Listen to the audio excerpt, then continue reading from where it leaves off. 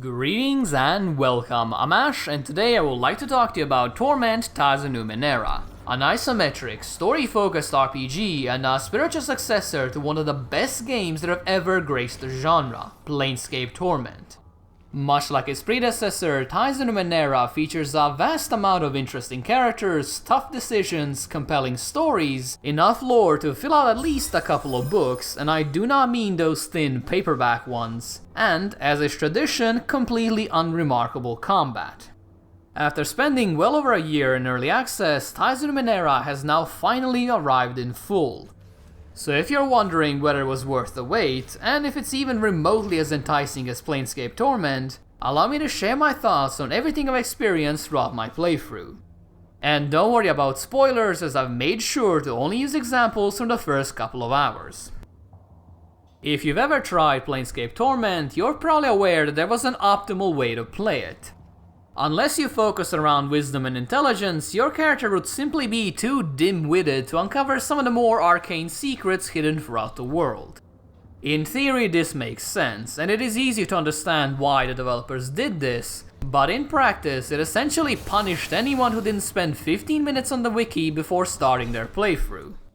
This is thankfully not the case in Tides of Numenera. It doesn't matter if you choose a mage, a warrior, or even a jack of all trades. You'll be able to experience all of the story regardless of your class. Each of the three archetypes has their strengths and weaknesses, so don't expect your warrior, or glaive as they are called, to instantly be skilled at the magical arts, but you can definitely pursue that path should you desire to. And if you ever find yourself right at the edge of success, you can always expend a couple of points from your effort pool in order to pass some of the trickier skill checks. You can only do this so many times before you need to rest and refuel, but it is an amazing feature as it completely sidesteps the eternal problem of classic RPGs. Conversation options being grayed out because you're missing a couple of skill points. But no matter how much you try, and no matter how skilled your character becomes, it is important to note that you will never master everything. And this is where your companions come into play. Not only are they a source of amusing banter and a great help during combat, but they can also lend their skills to you.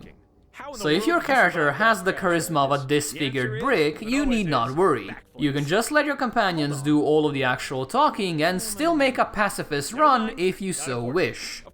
What this means is that you are free to create whatever character you want, because as long as you run with a balanced party, you will always have plenty of options available to you. It also helps that each of your companions has something intriguing about them, so it never feels bad swapping between them in order to solve a difficult quest. Calistage tore open the fabric of reality one too many times and now constantly has to argue with an infinite number of her alternate selves. Rin is a seemingly meek young child who claims she can speak to gods, which for some reason come in the shape of mundane rocks. Eritis on the first glance appears to be the biggest and most suicidal idiot that has ever graced the Ninth World, and the list goes on. Each one brings with them a variety of useful skills and abilities, but more importantly, each one brings with them a fascinating story that slowly unravels itself as you get to know them better. So even if you dislike a character at first, I would still recommend you give them a chance because you might just be surprised with the results. As you might expect from Planescape Torment's successor, the same applies to the story at large, and if you ever put in a bit of time, you will find yourself richly rewarded. It all begins with you being quote-unquote born a couple of kilometers in the air, and then plummeting straight down before you've even gotten your bearings. Since the tragic tale of the 10-second man wouldn't be a very exciting story, you do actually end up surviving that fatal crash nearly unscathed. As you'll quickly learn, this is because you are a cast-off, a vessel once inhabited by the changing god in his endless pursuit for immortality. Besides being nigh indestructible and far more skilled than the average human, you also possess the memories of 1,000 lifetimes within the labyrinthine maze of your own mind. The parallels to Planescape Torment are plain and obvious, and I am very glad to say that Tides of Numenera is just as intriguing and just as well written as its predecessor. But it is not just the main story that is well written, it is nearly all of them. The world in Tides of Numenera is filled to the brim with interesting characters you can endlessly annoy with overly personal questions about their lives and problems. Even completely irrelevant NPCs, ones that serve no role in the main story, have a ridiculous amount of dialogue you can plunge into. And that is exactly what I did, only to later find that 7 hours have passed and I still haven't done the very first step of the main storyline.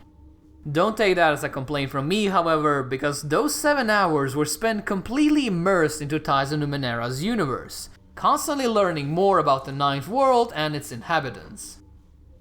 While I can't talk about the main storyline without potentially ruining it for you, I can give you a glimpse of why exactly I love the storytelling in Tides of Numenera so much. For example, deep in the underbelly of Sagus, the very first quest hub, there resides a small cannibalistic cult. In most other games, you would barge in there with swords and fireballs swinging and just cleave through all of them. But in Tides of Numenera, you're going to be hard-pressed to not agree with them. They really aren't bloodthirsty savages, but rather historians that want to preserve the knowledge and essence of those that have passed on. Despite all of this, you would still think the city would send in the guards the moment they learned about their existence, but no, the cultists actually serve as a sort of detective force. As it turns out, being able to get information out of dead bodies is an excellent way of solving crime, especially when there are no witnesses besides the victim itself. It is bizarre, it is absolutely disgusting, and it is without a single doubt incredibly morbid, but I cannot help but agree that what they do is truly useful. These types of encounters serve almost no purpose to the main story, but due to all of the extremely well written dialogue, they are so compelling that I simply couldn't stop myself from chatting up every single person I met. So if you decide to play Tides of Numenera, heed my advice and spend a bit of time exploring every nook and cranny. Believe me when I say, you will not regret it. Much like its predecessor, Tides of Numenera has plenty of ways to get your characters into a fight. And much like its predecessor, it's also one of the most uninspired parts of the game. It is not as unplayably bad as it was throughout early access, but the combat is still clunky and lacking in some of the depth you might expect from an isometric RPG. It also doesn't help that the graphics are fairly basic in general, and while you can easily ignore their flaws in favor of the story, things become a bit more problematic when the only thing you see is a bland attack animation after bland attack animation. The one area the combat does excel in, however, is in the ability to mess around with the environment in order to achieve an edge over your opponents. You can rig derelict machines to explode in the enemy's face, you can activate ancient relics in order to protect your allies, or if you just want to get it over with, you can clobber your enemies with a stick made out of hands. But perhaps most interestingly of all, you can actually talk to your enemies in the middle of combat and potentially convince them to cease hostilities. Given how the combat is mostly boring, this is the option I ended up resorting to each time I got dragged into a fight. As such, I've literally had 5 proper combat encounters throughout the entirety of Tides of Numenera, and all 5 times I ended up in trouble because of saying something colossally stupid to the wrong person. If I could go back in time, I can almost guarantee I could get out of those fights as well, and it is this that is perhaps my favorite aspect of Tides of Numenera. You have an almost unbelievable amount of freedom when it comes to dealing with obstacles, and if you are so inclined, you could beat the entire game without ever harming another living being. It's not often you can roleplay the whole spectrum between a saint and a completely bloodthirsty maniac, so to have these types of options available to the player is a great way to get them invested into the world and their character, because at the end of the day, it really is your character.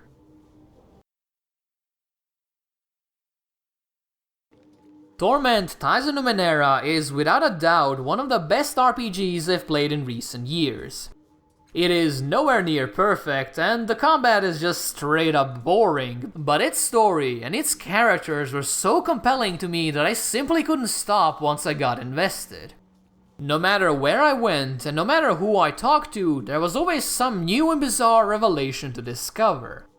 The gameplay mechanics themselves may be bland, but the world and its characters really do feel alive. And in my eyes, that is honestly all that matters for a story-focused RPG.